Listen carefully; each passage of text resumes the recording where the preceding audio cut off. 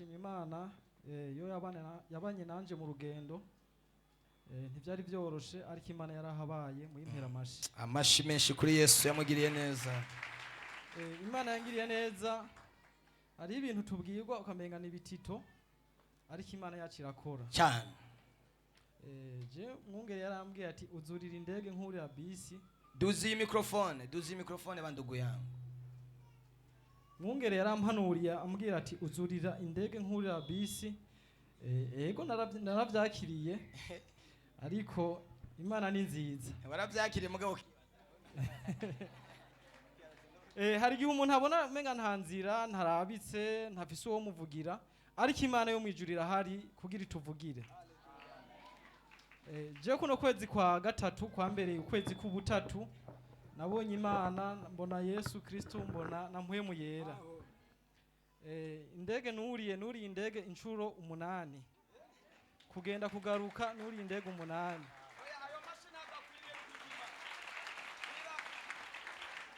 Ashari ufise komera Imana amashi ivuga ijambo ikiba suko yuriye indege n'abandi bose barazurira nabo uzozurira nawe ushobora ko warazuriye ariko hari ibintu bitangaje. Haleluya. Hari ibintu bitangaje. Shira microphone yanje mwishemo ingufu bandu. Kandi mushiye ku standard kuma muhindura mugira gutya. Kibazo gikomeye. Shira hano hamwe. Biratangaje. Hari ibintu wumva ukumva biratangaje. Jewe nibutse ubuzima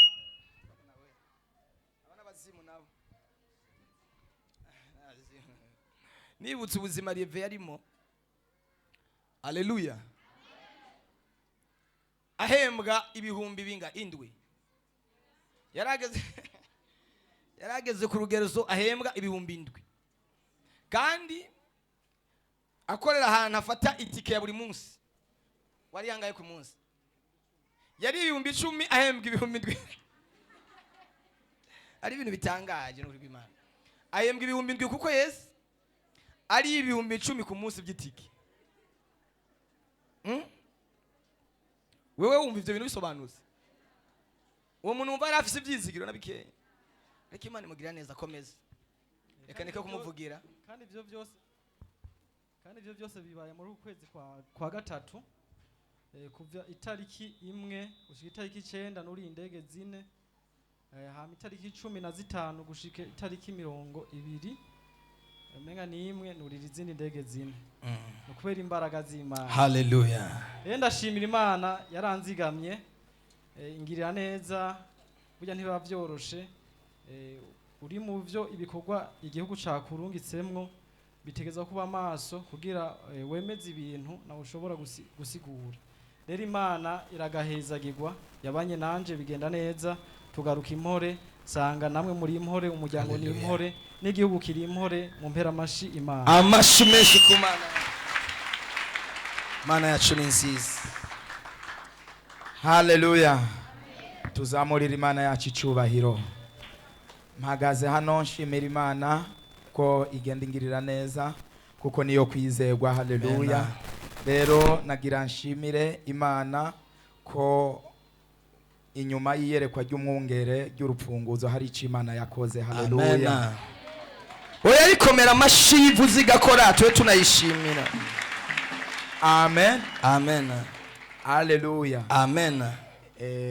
Nari mbayeho maze imisi ataga telefone nari mfise ariko Imana yarahikama. Haleluya. Amen. Amen. Nshimiye umwungere niwe yabanje kubigiramo uruhara. Yavuze ati kuvyukuri rondera amahera make yandakongerereze kugira ugure telefone. Navuga ati kuvyukuri ndabye hirya no hino aho ngeze abazimu banzengereza ndabona ntakiye. Haleluya. Ati basi turondeze no mu kadokoma. Ariko navuga ati akadokoma kuvyukuri nyene ndumva ko ntavyumva neza. Haleluya. Amen. Ariko Imana ikikoresha n'abandi bantu barabikoze. Ababikoze mwese ndabashimiye. Yesu abamera umugisha. Amen. Amen. Kuvyukuri iyi nta na cumi ry'iwanje ririmwo n'abantu Imana yakoresheje uhereye ku mwungere yakoze iryo yerekwa n'abandi babikoze mwese ndabashimiye mu izina rya Yesu. Amen. Kandi n'inyuma yaho hari ikindi kintu Imana yakoze. Haleluya. Amen. Ku by'ukuri nari ndabakumbuye ariko nanone mugiye kunkumbura gose. Yimeze gute? Haleluya. Yego mugiye kunkumbura gose. Hari aho ngiye kwerekeza mu minsi ngira ngo uyu munsi wo bubaye wa nyuma tubonanye hano. Amen. Haleluya. Rero mu gitangaza Imana yakoze kubw'ibyo bintu abo twari kumwe muri serire Imana yambwiye ngo harageze ko hagira icikora. Amen. Amen. Haheze iminsi 3. Amen. Mu bantu 1000 n'abantu 200 bace batoramwo jewe. Komera Imana amashyi menshi mu izina rya Yesu. Haleluya. Amen. Rero ibyo ndabishimiye Imana niyo yo kwizerwa kandi niyo kwizigirwa. Yesu abampera umugisha. Amen. Twokongera Imana amashyi menshi cyane. Imana yari yarabivuze. Ndabyibuka Imana ibimbwira ko uzofata urugendo. Amen. Tumaze igihe kito hano. Ndibuka ko nabimubwiriye hano mu rushengero. Haleluya. Kandi ndabizi nawe nyine arabishije amaso akoresheje ubwenge. Yabona ko bidashoboka gufata urugendo kujya muri mission. Ariko Imana ari ukuntu Imana ishiraho impamvu. Nawe ndashaka ngo uyu munsi gushirireho impamvu. Mu bantu 10,000 utoranywemwo.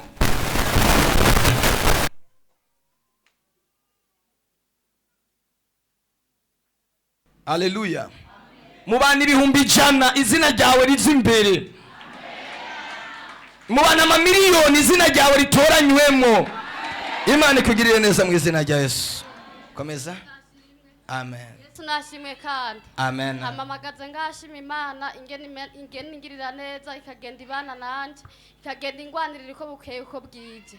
Hama ikindi nyamukuru numva noshima Imana cyane ndashima Imana ingene igenda indira umuryango ikagenda uturinde uko bikwiriye uko bibereye. Numva noshima Imana cyane ndashima Imana ingene yatugiriye neza muri iyi ndwi. Ku munsi wa kane Imana yaraye iturinze ikiriyo mu muryango iturinda kuba imfubyi. Muvyeyi wacu papa nkuko bisanzwe ku munsi wa kane yarazinutse aragenda mu kazi kiwe ka misi yose. Agiye muri ako kazi kiwe arakoroka ari ku ipoto y'amatara. Turibaza none uri muzima. Aravuga ati ndakomeye icyo nkoze ndababara mu mugongo no mu rubavu no ku nkokora muga ndiho ndi muzima. Rero numva icyo no gishimira Imana cyane gose. Amen. Ikindi naco numva noshimira Imana cyane kandi nukuri mu mwaka wa 2024 naho yari hejuru ku ipoto y'amatara kandi umuriro uramufata mugaba hari muzima ntiyapfuye. Turavuga ati n'ibintu Imana ariko iradukorera nibiki. Nukuri ibyo ndumva no bishimira Imana cyane ingene igende tugirira neza ikagenda twiyereka uko bikwiye uko bibereye. Abimvise gushima Imana baheza. Amen. Kanza yashimwe yafise umwana. Yesu nashimwe. Amen. Yesu nashimwe cyane. Amen. Nanze magaze ngashimira Imana. Yoyo ingejeje isaha kabandi muzima. Jewe naragiye mu bitaro. Naho bitari byose ariko Imana yarahabaye. Nuko yarandinze imbugita mvuga ati Mana nukwinda kwinginze undinde imbugita nibaruke neza. Kwa Mungere yabimbwiye ko nzibaruka neza. Nuko Imana yabikoze cyane. Nibaruka neza abana babiri ntibyari byoroshe urumva nari nka mushasha muri byo ariko Imana yarahabaye. Imana yarahabaye cyane n'ukuri ndibaruka neza. Abana naho habayemwo kugwara ariko Imana yarahabaye nonye barakira nizi saha nibarongera kugwara. Nukuri ndabishimye. Komera Imana amashyi yamugiriye neza. Ikindi shimi Imana rubanza rwabaye dimanche rwagenze neza. Imana yaratugwaniriye ibintu bigenda neza ubanza rutagwa neza. Ababanyi nukuri beshi baradutashe nukuri turaryoherwa. Ntavyo nari niteze ariko Imana yarabikoze. rero imana yumve ko ndayishimiye yongere kutugira neza. amen. Mashikuri Yesu. Haleluya. Amen. Haleluya kandi. Amen. Ama nanje magaze ngahashimira Imana. Inyuma murabumva? Nimushobora kuduza volume bikarenga. Ama nanje magaze ngahashimira Imana yongeye kongera hano ndi muzima n'umuryango wanje. Yindwi n'ivyari byoroshe, umutware wanje yase operation muganga yari yamupimye ingwara ibijanye n'imitsi. Acara mubwira yuko bisaba yuko bayibaga. Hari haheze amezi 5 iyo mitsi ayigendana agwaye nyene. Rero muri yindwi yari yamaze kuremba kuko yari yatinye kuyigirisha. Aratinya kugenda kuko yavuga ati operation jewe ati sishobora kugenda nzogenda bansengere tinzokira. Rero ndamubwira ati nubwo bo gusengera hari gihe n'Imana yemera kugirirwa operation mu gugakira. Rero bishabiranka muri yindwi candamuja acaragenda kwa muganga baramwopera. Shima Imana rero yindwi ko yabanye natwe. Ku kazi bari bamwemereye ko bamurihira miliyoni 1 mugabo barahinduye baca bavuga ngo baraziriha zose iyo operation yasaba 3 miliyoni. Komera amashimane rihira abantu bayo. Bace babihindura bari bavuze ko bamurihira umwe nawe akarondera miliyoni 2 ntitwabona iyo tuyakura. Mugabo Imana yarahabaye baca barabihindura turi mu bitaro. Baca bavuga ngo yose barayisinya ngo n'ibitaro misi yose tuzomarayo. Ngo n'imiti yose bamutera byose bazobiriha. Rero nshima Imana yo mwijuru yarayibikoze ubu ameze neza. Shimira Imana kameze neza ubu atanguye gufungura ubu ameze neza. Imana yo mwijuru umva ko ndayishimiye. Amashikuri Yesu. Nukuri biraryoshe. Yesu nashimwe. Amen. Mumfashe dukomera amashimana. Amashikuru Mana yacu. Haleluya. Amen. Ndashimira Imana cyane. Imana n'ubu mu gitondo je yanyimanye mu gaturuturu hani inzozi narose nsinziriye ariko mu kuva mu iryo tiro byangoye cyane mu mutwe wamenga ni fashwe na sirikwi ndagwana no gukanura mu mutwe nkumva ibintu bizunguruka nk'urya muntu afashwe na sirikwi ariko mbona Imana ingiriye ubuntu mbona ndakanuye nukuri nashimye Imana ati Imana nukuri kumwe mungere yadusengera mu mutwe turumuriro rero ndashima Imana yanyimanye nukuri ibyumve ko ndayikengurukiye umba napfuye rero ikindi shima Imana mwindwi mu mitwaro 2 mwongere yatubwiye mu bantu baza muri Burakeye nabonye ikiganza c'Imana yarishuye umwe kandi ndizeye n'ibindi kugiye kubitunganya. Haleluya. Bose gushima kwanje Imana. Amashimeshi kuri Yesu yamugiriye neza. Yesu nashimwe. Amen. Nanje mpagaje ngaha nshimye Imana ku vyiza yakoreye umwana wanje ku munsi wa 5. Ku munsi wa 4 umwana yaragiye ku ishure ashisambira ngo natembagaye. Aranyereka watemye mbona haravyimbye cyane. Niho namuha ikinini cy'ububabare amararyama bukeye ku wa 5 ndamuvyura ati ngo tugende gusenga umwana aravuga ati simbabara gose turaza turashika ngaha yigendera. Duhejeje gukaraba umwana ambwira ati mama je ndapfuye mu nda ati numva ububabare bwishi mu nda. Umwana ararira ngo ndapfuye mu nda ati hora Yesu aragukiza. Naho dutahiye umwana ashabira nka kaduga mu kumanuka yimanukanye nduga ndamuhetse gushika muhira. Muga nkagenda ndabwira Yesu Yesu kweri mazi iminsi nziruka muri Burakeye ibi vyoba umwana ngashika arira se we no bigenza gute nuke namazi iminsi abona mvyukijoro ngo ngiye muri Burakeye sewe nawe aragwanya umuntu yahora agwanya umuntu asenga asha akankwanya gose tinone Yesu tibi vyokunda kwera umwana akashika aremvye tindakwinginze tiwibuye ikintu nawe naragukorera na kimwe ciza tutabara uyu mwana Ndio nashika muhira umwana ngateka ubuyi nkamugaburira umwana w'imyaka 6 nkamugaburira nk'uruyoya ndamugabura ameze nza kumuryamika no numva ijwi rimbwira ngo va ngaho ngo muri iyo nzu ngugende ngo hari ya murimi wawe ngo urawuzi nguje kuririrayo ngo urabona ubutabazi bwanje hewe nyandagenda ndashika muri uwo murima ndapfuka nyine mfukame ku mutwe ngoya ngo genda ngaho ngo zivuga ngo nagutabariye nyangena hari igiti cy'ipera kiriyo ndapfuka abantu ndarira ndasenga ndarira ambaira sinamenye yazanana muri uwo mwanya niho numva mpejeje ururirimbo ruvuga ngo amahoro Yesu atanga arutayo narinzi none ngenda habona aho yahize kwizera amarira yose sinamenye yajanye muri uwo mwanya ntanumva amahoro mu mutima ntandatora umuhoro ndahira ivyatsi vy'ibitungwa ntandataha naje nasanze uwo mwana ari ku mbuga ariko akina n'abasaza biwe ndavuga ati iyo mana ni imana nke iyo mana irakomeye yongera amashi iyo mana igira neza. Murumva ikigwanishwa dukoresha kuri satani agahita iratsindwa. Bene data naracambye muri ako kanya n'ubu umwana turi kumwe ngaho umwana arigendera umwana ntawe babare yasubiye kugira ishimwe ryanje rigarukiye ngaha wumvise ishimwe ryanje imana ibaheza. Amashi menshi ku mana yacu. Ikindi naco ku munsi wa gatanu sinaroshe ishimwe ubu nari ndarizanye kuko umwongere yavuze ngo dutohanyishe imana yacu. Aho.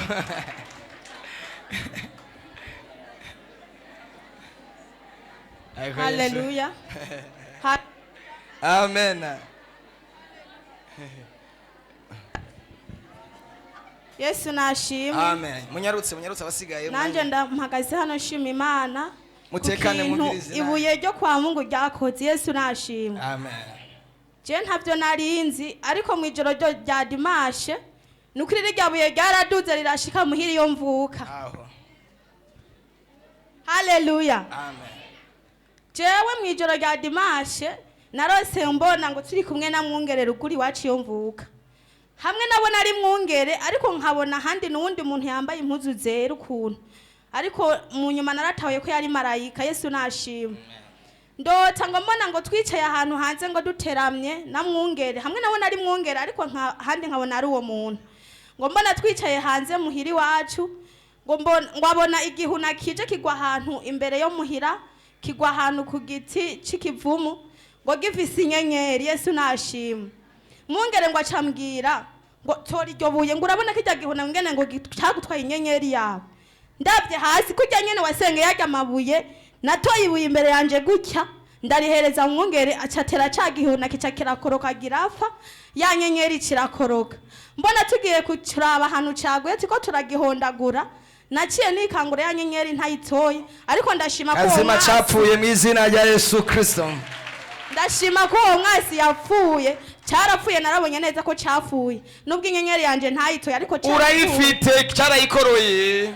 Amen. Ariko wewe ariko rero icyo ndagishimira Imana n'ukuri naratangaye je nashitse hajya numva bambwira ngo tora amabuye ndababwira ati amabuye yiki ngo tora amabuye gusa ngo ugiriye rekwa avuga ati naye dutora amabuye angahe ngo we ngo ugomba utora rimwe ngo canka abiri je sinarinzi ivyari byo sinzi ko iyo gahunda yari isanzwe ihari je cyamvuga ati ntora amabuye ane tije kuko ngomba kubaka ntora ane natoye amabuye ane aho twasenga nayifise amabuye ane Yesu nashime cyane rero ndashima Imana kuko ico kintu Imana yankoreye ko inyenyeri yanje yagarutse. Haleluya. Nukuri ndagishima cyane. Imana yabishima. Ikindi shibira Imana ku munsi wejo mwongere ku munsi wa dimanche yaravuze ati Imana yaramuhaye yerekwa ryo gusengera abana. Nukuri ku munsi wejo umwana mukuru yari kakina n'abandi bana bariko bariruka hama bariko bariruka simba ahantu ku mufurege aho yosimbye muri nyagafurege acagwayo acakubita umusaya muri kunuze kukibambazi. Rero ndashima Imana nukuri n'ivyari vyoroshe navuye mu nzu amaraso ariko aravirirana hama nja kwa muganga barampa imiti urenda shima Imana nukuri ko Imana yahabaye nukuri Imana yaramwimanye abumvise gushima kwanje Imana ibaheze. Amashi menshi ku Mana yacu. Yesu nashimwe. Amen. Yesu nashimwe kandi. Haleluya. Nanje mpagaze hano nshima Imana. Icyambere nshima Imana ndashima Imana yabanye natwe n'umuryango burya ntibiba byoroshe abana baja ku mashure natwe tuja kubuzi tugatahuka amahoro indwi yose yarangiye turi amahoro. Yesu nashimwe. Ikindi nshima Imana ndashima Imana ko naje ibuye ryankoreye mu kazi ka misi yose je ndumudandaza nari mfise uruhombo runini cyane satani yari yanteje uruhombo ndavuga nti nukuri iri buye nanje ndaritora ndarishira mu gashakoshi ndagomba ko ivyanje bizuka ndagomba ko iyi nyatsi ivaho byukuri ndashima Imana muri nondwi novuga ko byagenze neza cyane. Haleluya. Nabonye igitangaza. Amen. Nabonye inyatsi ivaho nabonye ndugirizwa muri byinshi byukuri mwe muyera avyumve ko ndayimushimira. Ishimwe ryanje ni iryo Yesu nashimye. Amashi menshi kuri Yesu yakoze agakura inyatsi. Haleluya. Amen. Imana ishimwe cyane. Amen. Nanje numva ntogenda nshimiye Imana kubwiza yangiriye ku munsi w'ejo ku Karago naraje gusenga Imana ndayibona vy'ukuri naraje jewe ngwaye amaguru nari maze iminsi ngenda kwa muganga bakanyandikira umuti w'ibihumbi 90 ariko ntihagire n'ikintu na kimwe gihinduka maze ndabwira mama ari ruguru nawe ivyizigiro vyatakaye atakubaho mfise ndamubwira ati muvyeyi jewe ndaremvye amaguru yanje vy'ukuri agira turike nta n'ikirato bikunda ko nambara arambwira ati waragiye kwa muganga ati ego ndamubwira amahera bansavye arambwira ati none tukore gute nanje ndavuga ati ntako mbona ko gukora ariko nkomeza gusenga Imana ndasenga Imana mu dusengesho twiwanje nyene ndumva vy'ukuri nta ivyizigiro cane ndumva ko mbuze uwumba hafi je ndi ku kazi ngaho ku Musaga mvuka ruguru ndaza ndumva ko nta muryango wanje uri hafi kugira ngo umfate mu mugongo hama ndabaza umugenzi wanje ndamubaza ati mbega hajya burakeye mugira sangahe arambwira ati 6h du matin hama turazanana ku munsi wa kane baratushiriraho amazi turahonyora mu ibase irimwo amazi umukozi w'Imana yasenze hama numva umuriro mu maguru uvuyeyo baransengera numva ntashe nduhutse uwo munsi hama ndagaruka no ku Karago ndashima Imana basubira baransengera by'ukuri numva hari umutwaro ndemurutswe ko abaganga bananiwe nagerageje muri vyose biranka numva shima Imana cane komera Imana mashi menshi cyane reka ndababwire muze mwizera Imana reka ndabwire igituma dukwiriye kwizera Imana ujya munsi dusengera amazi hari mu gitondo kandi amazi yo mu gitondo abakanye cyane sivyo ariko umukobwa twari dutonze abaratonze gucya baza bakoza nk'ibirenge bagenda baza bakoza nk'ibirenge akojeje ikirenge mu mazi yabaye kujya ku muntu ona kujyonyoye nko mu ahantu hashushe mufugutu kandi yari amazi akanye akuvuga ko ari amaguru yiwe harimo imyuka abari hano barabibonye ingene byagenze twaramusengeye niyashirabira we yari yibaza ko ari amaguru asanzwe ariko harimo imyuka muze mwumva iyo tuvuze ikintu muze mucumvira ni nababwiye ngo iyindwi niyo kubohoka Imana izokora ibintu bikomeye Imana yaratwongeye iyindi ndwi ariko kandi n'iyindi kurikiranayo niyo kubohoka mu izina rya Yesu Kristo ejo tuzobandanya na deliverance ejo tuzobandanya indwi yose kandi ndazi ko Imana izogenda yishura ku munsi cyo gukora haleluya naratangaye aho umuntu akoze amaguru mu mazi akanye mu gitondo sizeye ukamenga ko jeje mu muriro vuga ko ajya amaguru yo bari barayaboshe abarozi bari barayaboshe umuti wa 99 ari kuzara ukura he nawe ukorera Imana waguruka ukorera Imana ugendane n'Imana yakwiyeretse